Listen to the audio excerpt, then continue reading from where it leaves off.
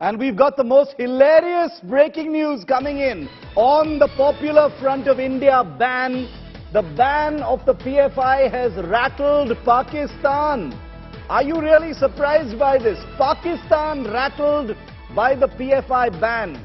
And a Pakistan embassy in Canada has been caught trying to gather international support for the Popular Front of India on a day when the extremist organization has been banned by the world's largest democracy. Viewer, please understand how hilarious I'm finding all of this.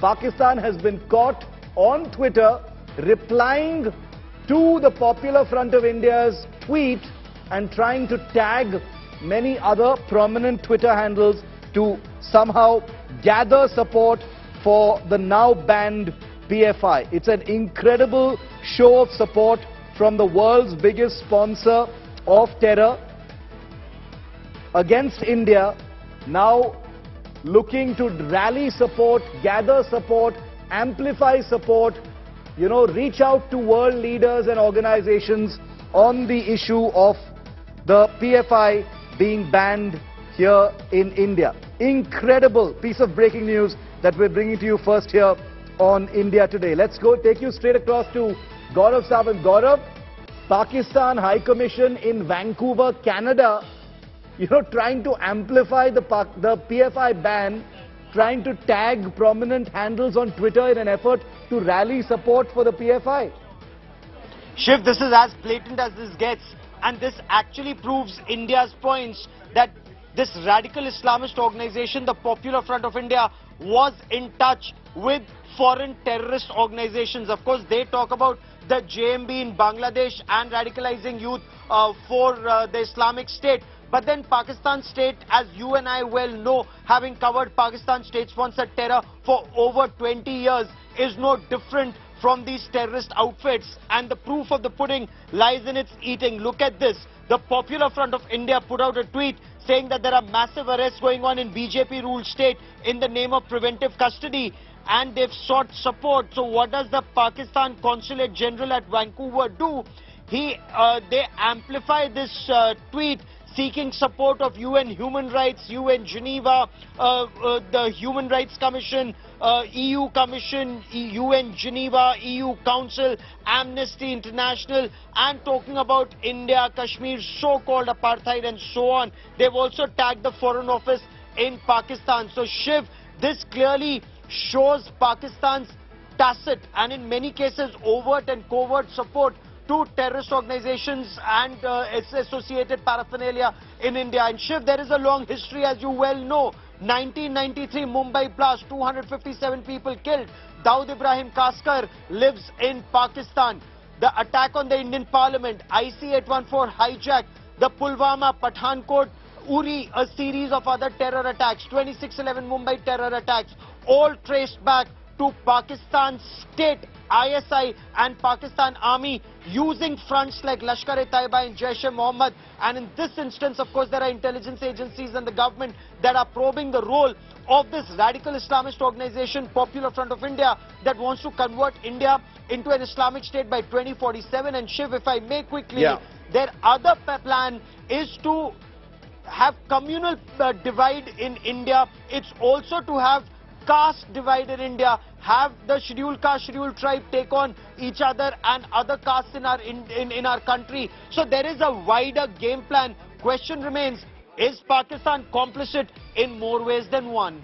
Well, they're complicit in every possible way that can be inimical or damaging to India. Just to get the accuracy of this, the Pakistani consulate in Vancouver has tweeted this on the 28th, that's today, 3:32 a.m. their time.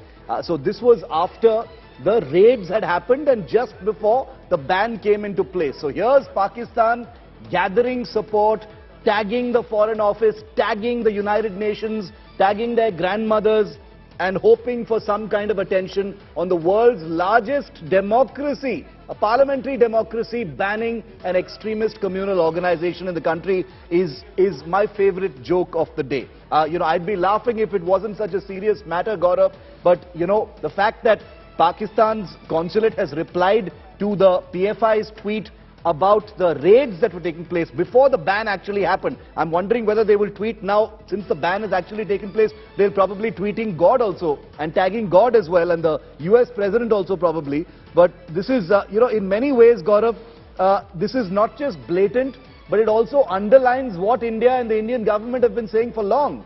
That, whatever extremist activity takes place anywhere in the world, especially here in India, you don't have to look very far to find a Pakistani link. Shiv, you've hit the nail on its head, and you're absolutely spot on wherever there is terror. You're right, not just in India, but in different parts of the world, there is a Pakistan connection. In this instance, whether it's the desperation of the Pakistani consulate in Vancouver, look at the choice. They're also doing this in Vancouver. Perhaps next they'll do it in the United States of America and in some countries in Europe, because that is where they're desperately trying not just to seek international support, but also rally perhaps Islamists in those countries where maybe the system will look the other way. Look at what's happening in Leicester, look at what's happening in Birmingham, look at the Pakistan connection there, and how the state there is trying to grapple with these radical Islamists, whether in Leicester or in Birmingham, as they target Hindus in those countries, in those cities in the United Kingdom. So Shiv, you're absolutely right. There is a Pakistan connection to terror in different parts of the world. You'd recall, Shiv, post 26/11 it emerged that Tahawwur Hussain Rana and David Coleman Headley were Pakistan Lashkar-e-Taiba sleeper cells in the United States of America and in Canada. The 7/7 London bombing in 2005 had a Pakistan connection. Added the recent stabbings in UK, they were traced back to people of Pakistani origin. So Pakistan is actually the international terror nursery or library. It's actually the Oxbridge of terror, because people go to the madrasas and mosques in Pakistan, get radicalized and carry out these terror activities in different parts of the world, Shiv. Pakistani consulate in Vancouver, Canada. I mean, this is, there is blatant and there is Pakistan. I don't know which is which anymore when it comes to this country.